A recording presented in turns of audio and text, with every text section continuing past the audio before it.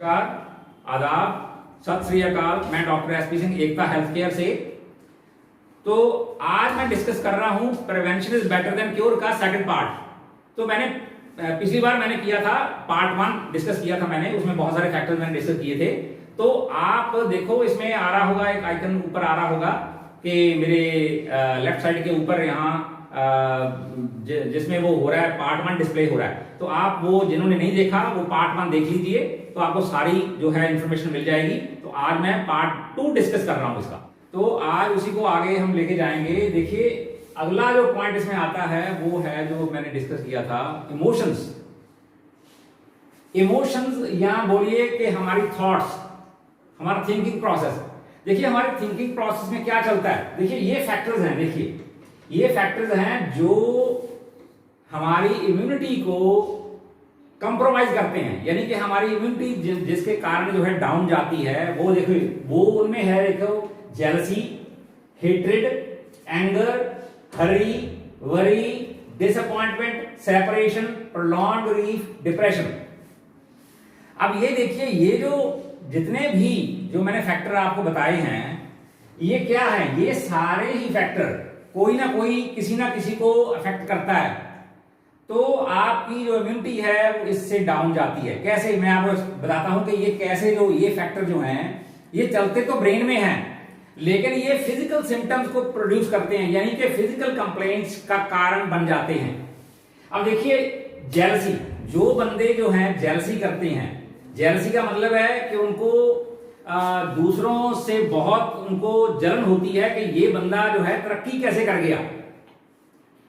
तो वो जेलसी जो है कैसे इफेक्ट करती है, देखो जो बंदा जेलसी करेगा उसको नींद आनी बंद हो जाएगी, उसका हार्ट रेट बढ़ जाएगा, पैल्पिटेशन होने लगेगी, उसको वो डिप्रेशन में चला जाएगा और उसको स्टोमक प्रॉब्लम हो जाएंगी। जो खाना वो खाता है वो खाना जो है वो हजम नहीं होगा प्रॉपरली, तो फिर डाइजेशन की प्रॉब्लम हो जाएगी।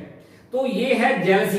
ये मैं मोटा मोटा बता रहा हूं आपको कि जेलसी जो क्या कर सकती है, आपको किस तरीके से आपकी इम्यूनिटी को डाउन करती है और किस तरीके से फिजिकल सिम्टम्स को प्रोड्यूस करती है, फिजिकल कंप्लेंट्स जो हैं उनसे उससे पैदा होती हैं।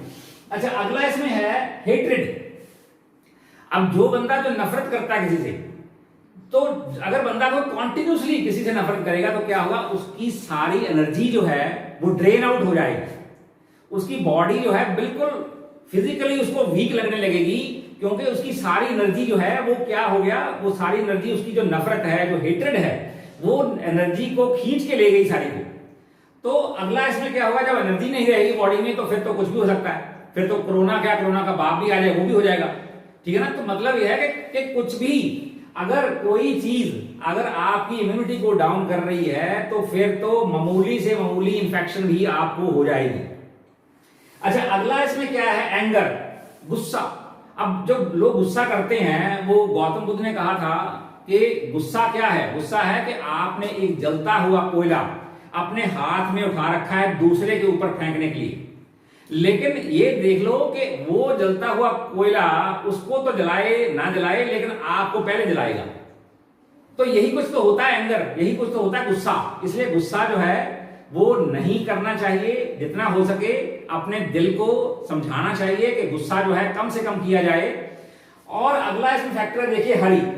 हरी का मतलब है जल्दबाजी, हर काम में जल्दबाजी, लोग भागम भाग लगे हुए हैं, मैं ये कर लूं, मैं वो कर लूं, मैं यहां से पैसा कमा लूं, मैं वहां से पैसा कमा लूं, रात को सो नहीं रहे। तो मैं एक संस्था में काम करता था, तो मैंने देखा उसका मालिक जो है वो मतलब पैसों का कोई हिसाब किताब नहीं, पैसा बहुत है उसके पास, लेकिन सोने का कोई हिसाब ही नहीं, कि कभी वो गाड़ी के अंदर ऐसे ही सो रहा है इकट्ठा होके, कभी वो रात भर वो गाड़ी में चल रहा है, कभी कुछ मतलब कि ऐसे ऐसे बंदे मैंने दुनिया में देखे हैं कि जिनको पैसा ही प्यारा हो गया, हमेशा पैसा पैसा पैसा, कि ना सोना ना किसी से बात करनी आराम से, बस भागते रहना। अच्छा भागने से होता क्या है, ये देखिए कि भागने से हमारी बॉडी के अंदर एक कॉर्टिजोल नाम का एक जो है हार्मोन प्रोड्यूस होता है। जो कॉर्टिजोल है, कॉर्टिजोल एक्चुअली क्या है, एक हेल्दी एक हार्मोन है जो हमारी एड्रीनल ग्लैंड बनाती है। एड्रीनल ग्लैंड का मतलब कि वो ग्लैंड जो हमारे क्या उसका नाम है, सुप्रारीनल ग्लैंड उसको बोल सकते हैं आप। तो वो ग्लैंड जो है वो हमारे किडनीज के ऊपर होती है और वो एक हार्मोन प्रोड्यूस करती है जिसको बोलते हैं कॉर्टिजोल। जब कॉर्टिजोल जो है वो एक हेल्दी हार्मोन है और वो हमारे मेटाबॉलिज्म को, जो हम खाना खाते हैं उसको, मतलब उसके बर्निंग में वो हेल्प करता है, यानी कि मेटाबॉलिज्म को कंट्रोल करता है, हमारे बीपी को कंट्रोल करता है और हमारी इम्यूनिटी के लिए वो जिम्मेदार है। लेकिन होता क्या है, जब ये कॉर्टिजोल ज्यादा प्रोड्यूस होगा, कि जब आप भागम भाग लगे हुए हैं तो ये कॉर्टिजोल क्या है कि उस डिमांड को मीट विद करने के लिए ज्यादा पैदा होगा।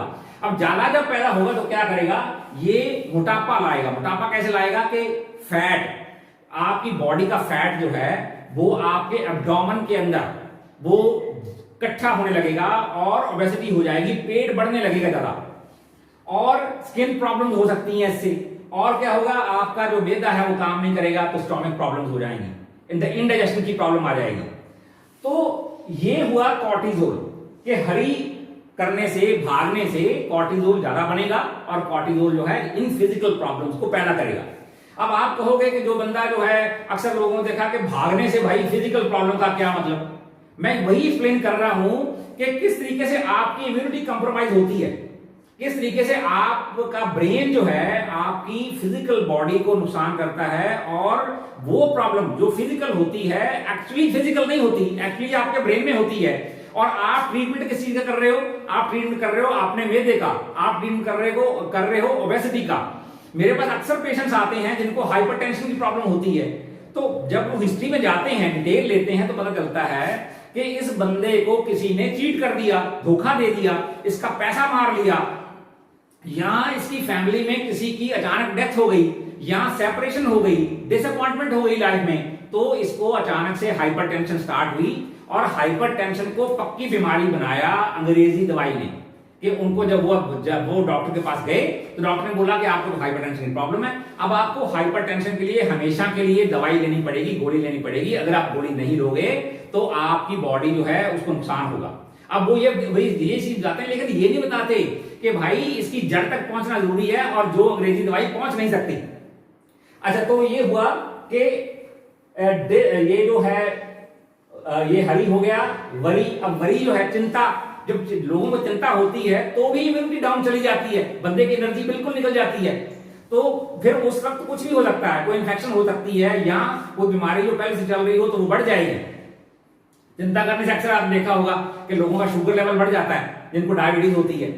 तो अगला इसमें है डिसअपॉइंटमेंट, कि अगर डिसअपॉइंटमेंट होगी, जैसे मैंने बात की कि किसी कारणवश कोई डिसअपॉइंटमेंट हो गई लाइफ में, कोई रिश्ता है उसमें कोई दरार आ गई, या कोई पैसों का नुकसान हो गया, या कोई जॉब चली गई, तो डिसअपॉइंटमेंट से क्या होगा कि सिर दर्द होने लगेगा, हाइपरटेंशन हो जाएगी, और क्या होगा उसमें हार्ट अटैक आ जाएगा, और क्या होगा और भी हो सकता है, और कुछ ना कुछ, मतलब ऐसी प्रॉब्लम्स हो जाएंगी जिनका आपको ऐसे लगेगा ये फिजिकल प्रॉब्लम्स हैं। तो डॉक्टर बोलेगा ये टेस्ट करवा लो, वो टेस्ट करवा लो, आपके टेस्टों पे लाखों रुपए लग जाएंगे। मेरे पास एक पेशेंट आया, उसने बोला जी मेरा 3 लाख रुपया मेरा टेस्टों पे लगा दिया, लेकिन डॉक्टर को आज तक नुक्स का पता नहीं चला।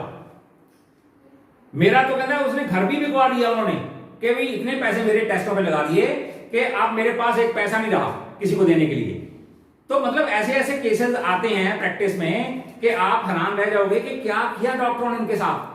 तो अगला इसमें आता है देखिए सेपरेशन, कि जैसे किसी का डिवोर्स हो गया, या बीवी छोड़ के चली गई किसी कारण, या बीवी की डेथ हो गई, सेपरेशन हो गई, तो मतलब इसके कारण, या प्रोलॉन्ग्ड ग्रीफ, कि कोई जैसे फैमिली में एक डेथ हुई, फिर थोड़ी देर बाद दूसरी डेथ हो गई, फिर थोड़ी बाद तीसरी डेथ हो गई, तो मतलब ये जो प्रोलॉन्ग्ड ग्रीफ है, कि ग्रीफ चल रहा है, वो मतलब ग्रीफ खत्म ही नहीं हो रहा, कि बंदा उसमें से निकल ही नहीं पा रहा। नहीं तो अक्सर होता है कि time is the best healer बोलते हैं, कि जैसे जैसे टाइम बीतता है धीरे धीरे हीलिंग हो जाती है, बंदा बोलने लगता है। लेकिन अगर सपोज करो कि बार बार कोई फैमिली में ट्रेजेडी हो रही है, तो फिर क्या है कि वो ग्रीफ जो है प्रोलॉन्ग हो जाएगा, वो ग्रीफ चलेगा, और फिर ग्रीफ के कारण हाइपरटेंशन, हार्ट अटैक, कुछ और, ठीक है, और तो ये सारी चीजें चलती हैं।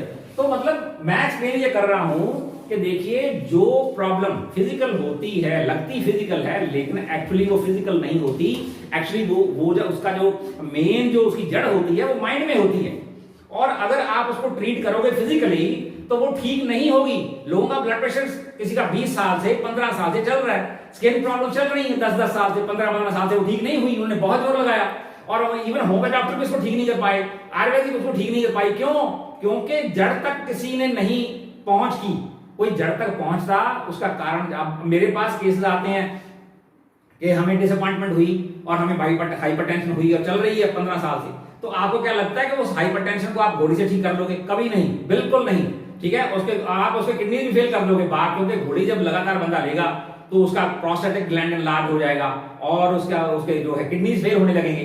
तो मतलब ये चीजें जो है, ये चीजों को समझने की बहुत जरूरत है, जिस चीज की हमें बिल्कुल समझ नहीं है और डॉक्टर हमें बताते नहीं है। डॉक्टरों को इस बात का पता है बिल्कुल, लेकिन डॉक्टर इस बात को कोई एक्सप्लेन नहीं करता किसी पेशेंट को कि भाई ये प्रॉब्लम वहां से चली है और इसका ट्रीटमेंट ऐसे नहीं होगा। अच्छा चलो, ये हो गया सारा, कि ये मैंने आपको बता दिया कि ये पॉइंट है कि हमारे इमोशंस कैसे हमारी फिजिकल कंप्लेंट्स को, प्रॉब्लम को पैदा करते हैं। अच्छा, अगला इसमें पॉइंट जो आता है वो आता है कि जो आम जिंदगी की हम चीजें यूज कर रहे हैं उसमें मैक्सिमम क्या यूज कर रहे हैं हम? प्लास्टिक के कांटेक्ट में हम बार बार आते हैं। उसमें क्या आता है? उसमें केमिकल्स आते हैं और प्लास्टिक्स आती हैं, जैसे कि हमारे जो यूटेंसिल्स हैं, जैसे हमारे बर्तन हैं, बर्तनों में बहुत प्रॉब्लम है और बहुत सारी चीजें हम केमिकल यूज कर रहे हैं, कॉस्मेटिक्स यूज कर रहे हैं। आजकल फैशन बन गया है कि लोग ड्यूडरेंट यूज करते हैं, कि वो नहाने से ज्यादा ड्यूडरेंट इस्तेमाल करके अपने आप को ठीक रखना चाहते हैं कि किसी को स्मेल ना आए। लेकिन ड्यूडरेंट आपको पता क्या है?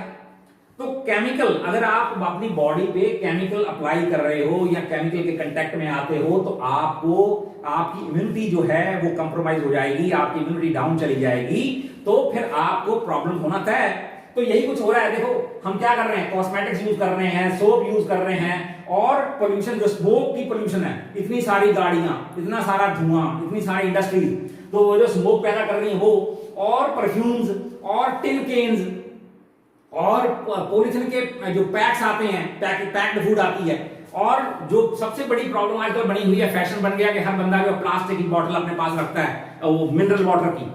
मैंने लड़कियों को देखा, मैंने वो जाते हैं जब तो प्लास्टिक की बोतल अपने पास रखते हैं ठूस के। आगे तो ऐसा कभी होता नहीं था कि भी ऐसे प्लास्टिक की बोतल आपने पास रखी हुई है, हाँ ठीक है, पानी की जरूरत पड़ी तो कहीं ना कहीं पानी मिल जाएगा, पी लेना आप। लेकिन अब ऐसा नहीं है, अब तो मिनरल वाटर का फैशन बन गया, और मिनरल वाटर आता किसमें है? प्लास्टिक बॉटल में। और प्लास्टिक बॉटल के अंदर प्रॉब्लम ये है कि जितना भी प्लास्टिक है, चाहे वो बेस्ट क्वालिटी का हो, उसमें प्लास्टिक में एक केमिकल डाला जाता है जिसको बोलते हैं थैलेट। जो थैलेट है, थैलेट क्या है? देखो, थैलेट जो होता है वो प्लास्टिक में डाला जाता है उसकी फ्लेक्सिबिलिटी को इंक्रीज करने के लिए। वो फ्लेक्सिबिलिटी इंक्रीज होगी थैलेट के साथ, और वो थैलेट्स जो है वो सबसे बड़ा कारण है वो कैंसर का या फिजिकल प्रॉब्लम्स का आज की डेट में। और हमारे यूटेंसिल्स में कहां प्रॉब्लम है? हमारे यूटेंसिल्स में प्रॉब्लम है एल्यूमिनियम यूटेंसिल्स, जो बहुत घरों में यूज किए जाते हैं तड़का लगाने के लिए, चाय बनाने के लिए।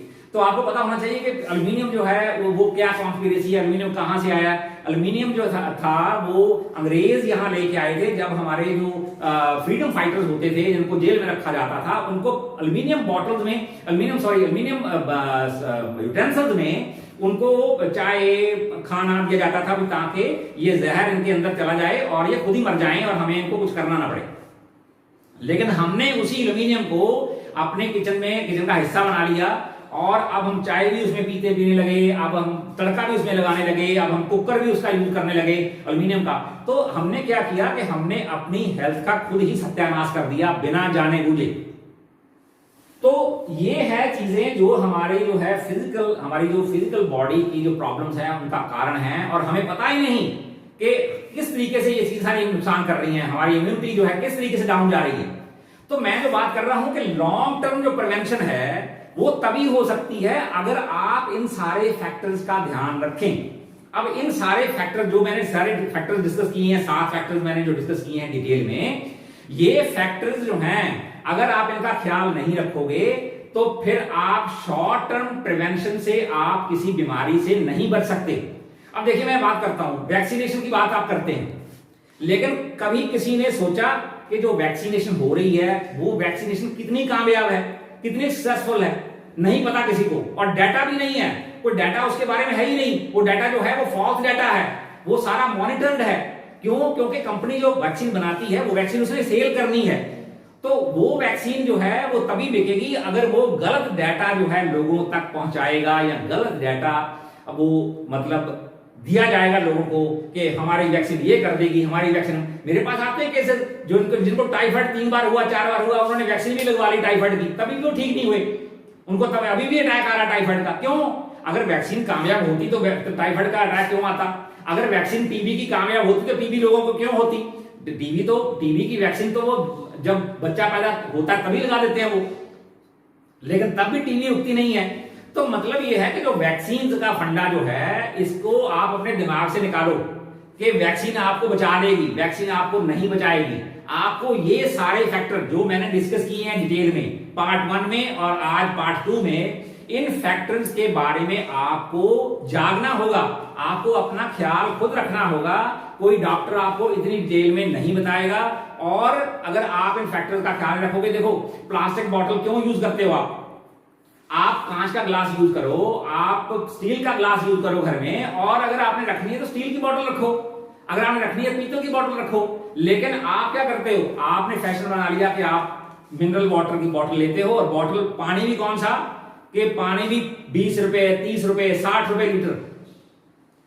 तो मतलब आप घड़े का पानी नहीं पियोगे, आप लोगों को दिखाओगे कि मैं मिनरल वाटर पीता हूं और मैं अपने पानी अपनी बॉडी की मेरे पानी को जरूरत है बॉडी को, तो उसको मैं बार बार पानी पीता हूं, रास्ते में भी जाते हुए पानी पीता हूं। ये फैशन है, ये असलियत इसमें नहीं है। क्योंकि अगर आप पानी पीना चाहते हो तो 2 घंटे बाद भी पानी पी सकते हो, जरूरी नहीं है कि बस में ही आपको पानी पीना है या आपको ट्रेन में ही पानी पीना है, ठीक है ना। और पानी अगर पीना भी है तो पानी मिल जाता है, हर जगह पानी अवेलेबल है, ऐसी कोई बात नहीं। अभी इंडिया में इतनी गरीबी नहीं है कि पानी ना मिले। तो ये है, मेरा कहने का मतलब ये है कि मिनरल वाटर जो फैशन बना है, मिनरल वाटर ने ज्यादा लोगों को बीमार किया है, ठीक है। तो आज ये सारे हो गए पॉइंट्स मैंने डिस्कस कर दिए। अब आखिरी पॉइंट में जो डिस्कस कर रहा हूं आपके साथ डिस्कस करूंगा, वो है कि आपको सही डॉक्टर या सही फिजिशियन की पहचान होनी चाहिए। देखो मैं एडवोकेट करता हूं कि आप नेचुरोपैथ के पास जाइए, आप आयुर्वेदिक डॉक्टर के पास जाइए, आप किसी क्लासिकल होम्योपैथ डॉक्टर के पास जाइए, लेकिन एलोपैथिक डॉक्टर के पास बिल्कुल मत जाइए। और अपने बच्चे जो न्यू बॉर्न है या बच्चे अभी छोटे हैं, उन बच्चों को तो एलोपैथिक डॉक्टर के पास बिल्कुल मत लेके जाइए।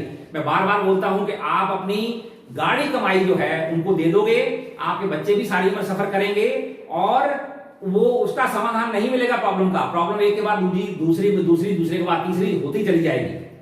तो आप जो है इन चीजों से अगर बचोगे, ये सारे फैक्टर्स अपने ध्यान में रखोगे, तो ही आपकी इम्यूनिटी स्ट्रांग रह सकती है। नहीं तो आज अगर कोई प्रॉब्लम हुई है और आज आप अपनी इम्यूनिटी को स्ट्रांग करना चाहते हो तो बिल्कुल नहीं होगी। ये एक बड़ी मिसकंसेप्शन है कि आज अगर प्रॉब्लम हुई है तो मैं उसके लिए आज अपनी इम्यूनिटी स्ट्रांग कर लूं।